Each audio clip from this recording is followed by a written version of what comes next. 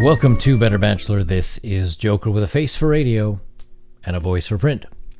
You know, there's supposedly species out there that are monogamous throughout the dating world, throughout the wildlife world.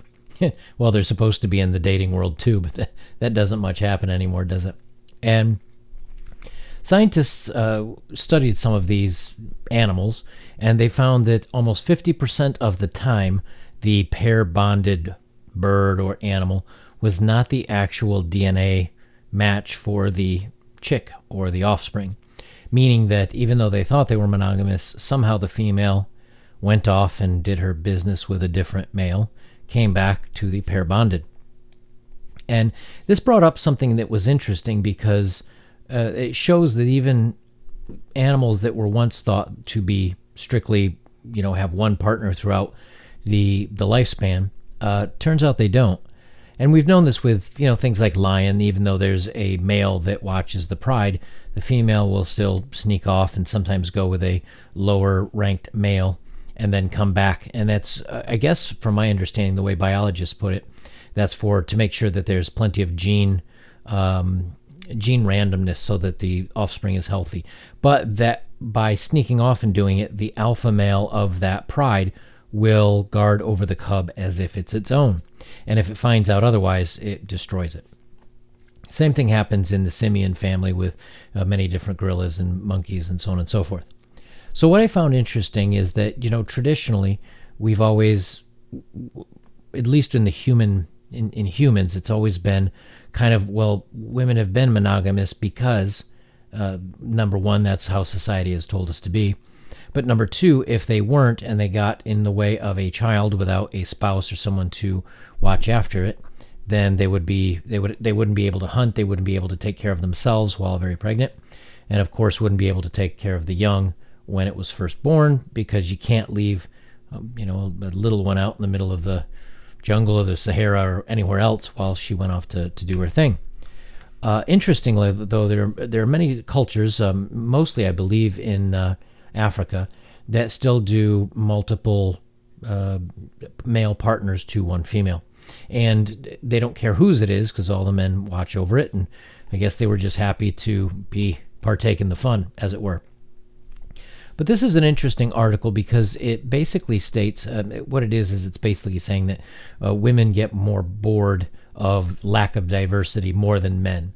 And you'd think, I was a little surprised by this because you'd think it'd be the other way around, where, usually, again, the male lion might have, we'll say, 8 females or 6 females, and he would take his turn with each. So traditionally, I've always thought of it to be the male that was the more less pleased with only one female.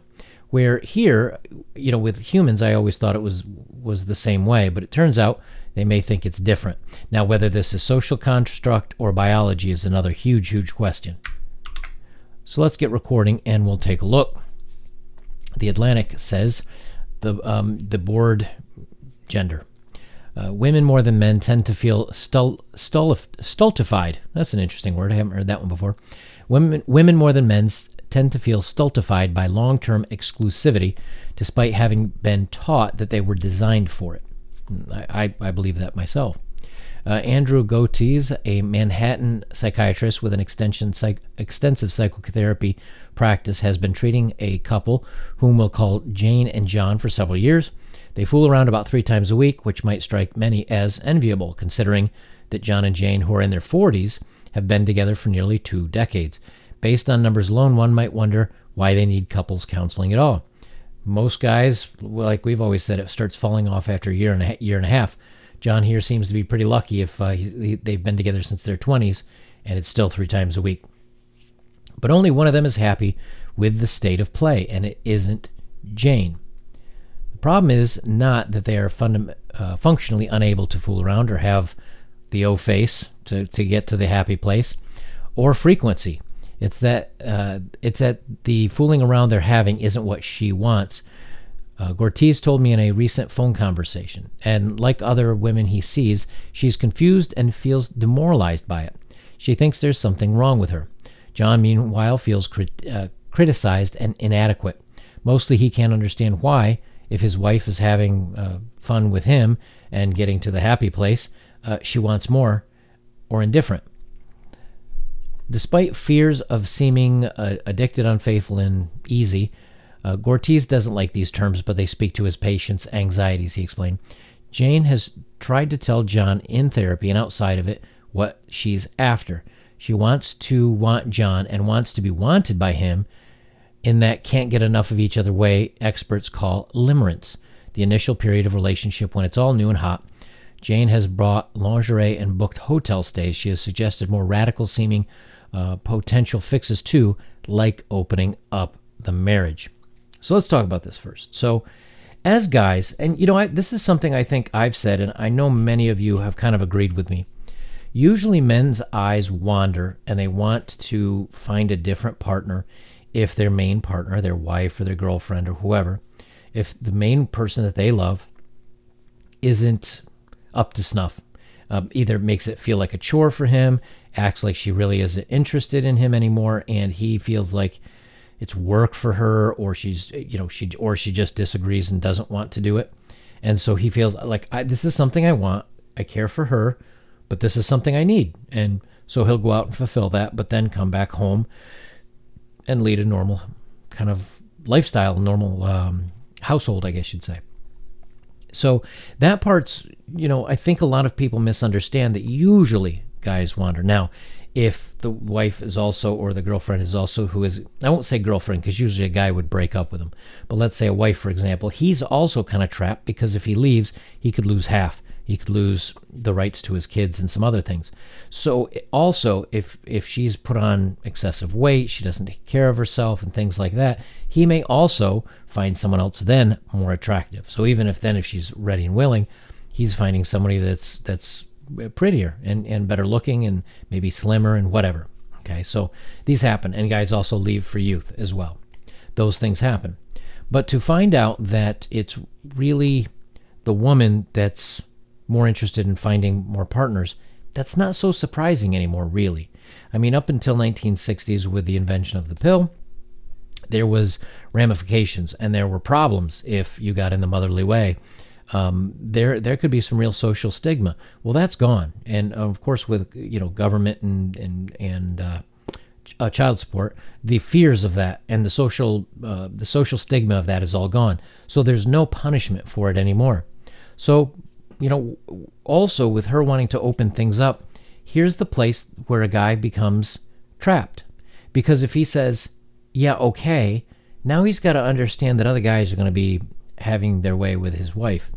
And if he says no and she says, "That's it, it's over," now he can lose half of his everything. He can even maybe lose kids and have to pay child support.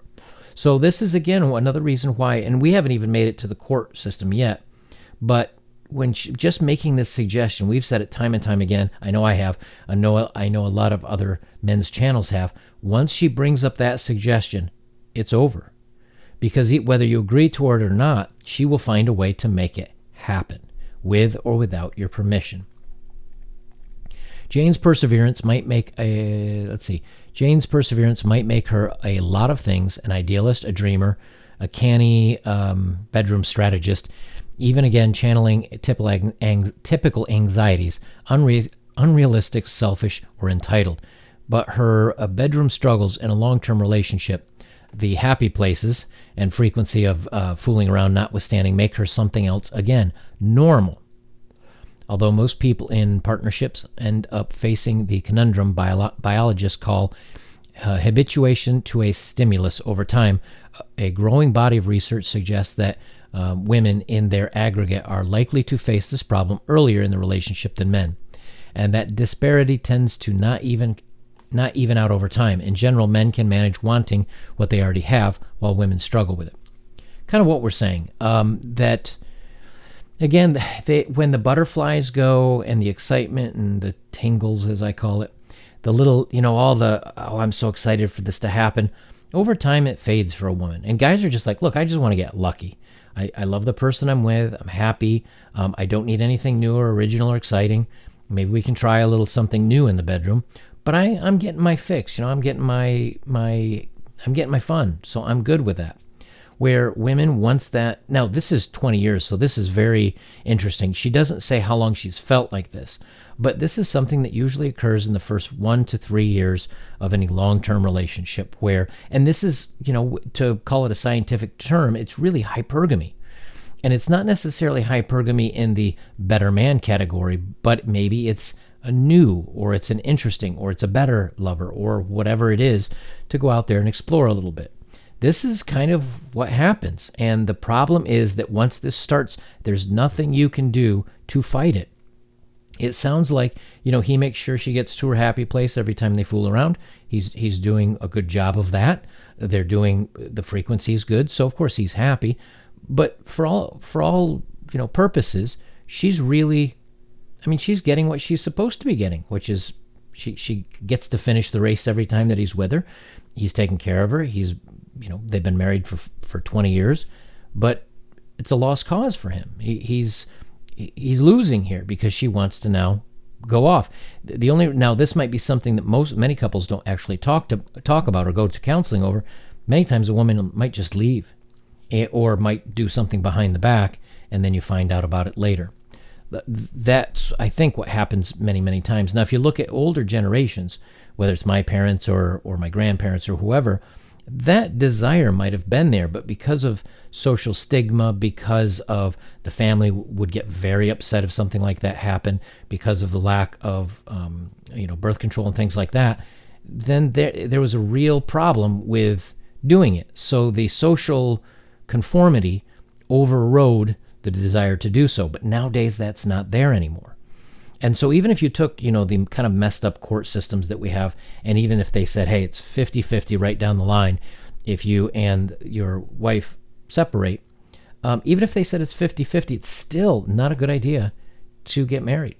In that case, maybe you would for kids, but it's still not a good idea. Why? Because it's almost a guarantee it's going to end. Remember, women file anywhere between 60 and 80% of the time, depending on the country. Let's read a little further here. Give me just a sec. I'll glance through and see if I can find. Okay. So Marta Mena of the University of Nevada at Las Vegas spelled it out simply in an interview with me at the Annual Society for Bedroom Therapy and Research Conference in 2017. Long-term relationships are tough on desire, and particularly on female desire, she said. I was startled by her assertion, which contradicted just about everything I'd internalized over the years about who and how women are, in the bedroom. Somehow I, along with nearly everyone else I knew, was stuck on the idea that women are in it for the cuddles as much as the happy finishing line, and besides actually require emotional connection and familiarity to thrive in the bedroom, whereas men chafe against the strictness of monogamy. But we know this isn't true anymore. We know that they don't require an emotional connection anymore. We see this all the time because it's burned out by the time they're coming up on 30 nowadays with young women. Now again, this is a little bit normal, although we don't know what she did. If she's around 40, I know what I was like in college, and it was probably about as crazy as it is today. Not quite, but they weren't so overt. They weren't so open and bragging about it. It was a little more on the down low. It was a little more, please don't tell anybody. I don't want to be known as whatever. Now it's like, I am one and I'm proud of it, and, blah, blah, blah. So maybe she did do that, and even though, again, her husband is fine, maybe that part kind of burned out on her. I don't know, but it's interesting to hear the surprise in a 2017 conference when we know that things like this have been occurring more and more and more. They continue on, but Mina discovered that institutionalization of the relationship, overfamiliarity, and desexualization of roles in a long-term partnership mess with female passion especially, a conclusion that's consistent with other recent studies. And again, this is something we've known, that the long-term comfort level, a guy can be mysterious and intriguing and interesting, and he can be that bad boy. And women are very, very drawn to that. But what happens when she tames the bad boy? What happens when the bad boy simmers down a little bit and she gets to know him, and then she finds out that all the mystery's kind of gone, and then he softens to her a little bit and says, I really care about you, and, I have no problems dating you long term, and I'll give up all the other women that used to want me. And over time, she loses attraction to him. Why? Because all the things that excited her initially aren't there anymore. She has tamed the wild lion, and now it's just a house cat, and she's bored with it. Let's see. Moving in with your boyfriend can ruin your bedroom drive was how Newsweek distilled a 2017 study of more than 11,500 British adults aged 16 to 74. It found that for women only, lack of interest in the bedroom was higher among those in a relationship of over 1 year in duration. So again, only in women, the lack of the bedroom was higher in those. Right? So if you're in it for over a year, her interest is going to fall. And you know, some of you guys watch other content creators that are more, you know, hey, if you want to get a girlfriend, here's how you do it. And that's fine. That's great. But you're not going to hold her over a year. It just, I mean, statistically, yes, you can. But the odds are very, very heavily against you.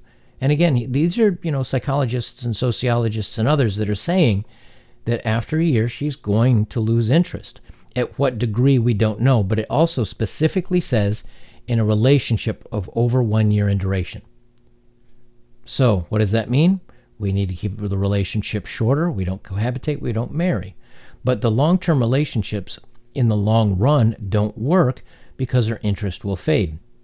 A 2012 study of over 170 men and women aged 18 to 25 who were in relationships of up to 9 years similarly found that women's desire, but not men's, was significantly and negatively predicted by relationship duration after controlling for age, relationship satisfaction, and bedroom satisfaction. Two oft-cited German longitudinal studies published in 2002 and 2006 show female desire dropping dramatically over 90 months, while men's holds relatively steady. Tellingly, women who didn't live with their partners were spared this amusement park ride drop, perhaps because they were making an end around of the over-familiarity. And a Finnish 7-year study of more than 2,100 women, published in 2016, revealed that women's desire varied depending on relationship status. Those in the same relationship over the study period reported less desire, arousal, and satisfaction. Annika Gunst, one of the study's co-authors, told me that she and her colleagues initially suspected this might be related to having kids, but when the researchers controlled for that variable, it turned out to have no impact. So we can see, again, if you're not living with them, they don't know your ins and outs. They don't have any say of decorating. They can't nest. They can't be too familiar with you. If they don't hear from you for a day or two or a few hours because you say, hey, no, I was just out busy, or I was at the gym, or I was doing something, or they message, hey, what are you up to today? And you don't answer them for 6 or 8 hours because, you, like for myself, if I'm working on the bus out there, I may have headphones on and music going, and my cell phone's in here on the desk because no one rarely contacts me during the day. But if someone messaged me, I might not get back to them for 6, 8, 10 hours. Sometimes I don't, even read emails every day, although I do more now because of my channel. So were they to message me, there's that, I wonder what he's up to. I wonder where he is. I wonder if he's with another girl. I wonder, the mystery, right?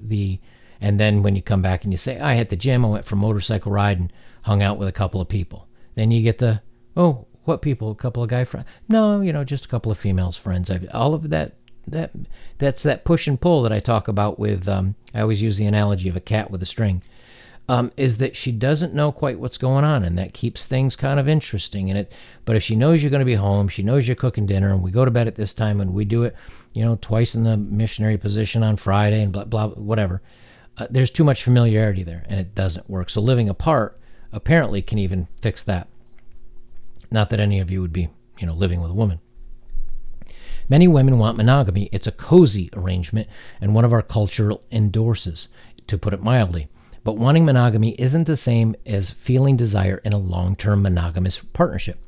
The psychiatrist and health practitioner Elizabeth Gordon told me that in her clinical experience, in the data, women disproportionately present with lower desire than their male partners of a year or more, and in the long term as well. The complaint has historically been attributed to a lower baseline libido for women, but that expectation conveniently ignores that women regularly start relationships equally as excited for fooling around. Women in long-term committed partnerships might think they've gone off the bedroom, but it's more than that. They've gone off the same bedroom fun with the same person over and over. So they don't have much more here, but I'll kind of wrap it up here. So you get the idea here that, women can a lot of times give guys a hard time. Women say, you're just afraid of commitment, or you're just afraid of settling down. But the truth is, once you know the information behind it, you're actually doing her a favor, and you're doing yourself a favor of keeping things short. When she starts to get a little disinterested, she may start, treating you poorly or distancing herself. And if you're tied to that person, you're stuck.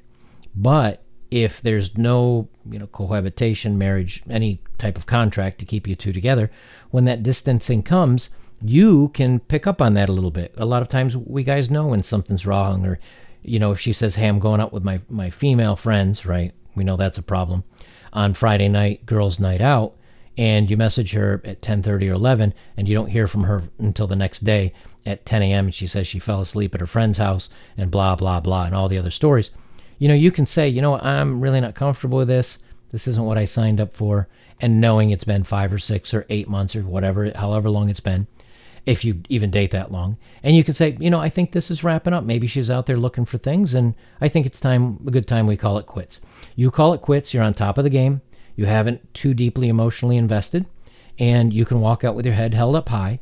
And in the meantime, she may have been looking you as a safety net, or maybe she was getting a little bored, or maybe she was starting to look, and you've just saved her the struggle of having to break it off, because a lot of women are not comfortable with breaking it off, especially if they still care for the guy, even though it's not intimate care or loving care or something like that. So what does this all boil down to? Well, the science backs up what we've said, which is that long-term relationships for happiness do not work, because a guy can get, if she's beautiful and you're attracted to her and you're getting it and it's good, men usually say, I want this exactly the way it is forever. But it's never going to happen. The old days of having a marriage where something doesn't go wrong are done. So you can never hold on to it. We've said it, I have a video on this, that she's not yours. She's just yours right now. Okay, so you enjoy it for the moment. Treat it like a favorite deep dish or New York style pizza with all the favorite toppings on it. You enjoy it, you savor it, and when it's done, it's done. And you let it, you cannot hold on to it any way, shape, or form to make it last. It's against her nature, because she needs the excitement. She needs those tingles and those butterflies. She needs to look for somebody that she thinks, okay, I've gotten a 7, or I've gotten an 8, or I've gotten a 4, whatever. Now I need to look for the next better thing. That's in their nature. And rather than trying to, I'm going to better myself, and I'm going to be awesome, and I'm going to get huge muscles, and I'm going to treat it, and I'm going to be alpha male, and I'm going to control it, forget it. Forget it. It's a lost cause. You're just expressing you're just going to express frustration, and it's like holding on to a greased pig. It's not going to happen. So the best way is to enjoy it for the moment, have your time together, consider it 2 roads on a map that came together, intersected for a little while, and then went their separate ways, never to come back together again. That's the best way. If you go through life thinking of every relationship like that, is just, we're on the same path for a brief amount of time, and then we go our separate ways and continue on. If you look at every relationship like that, you will have much more happiness. Instead of trying to improve yourself or show you're better than every other guy, or it doesn't matter. She knows you. She understands you. She has you figured out, and the excitement is gone. Guys, if you'd like to support my work, links are below. Like, comment, share. That's the best way you can support me, and go check out some of my older stuff.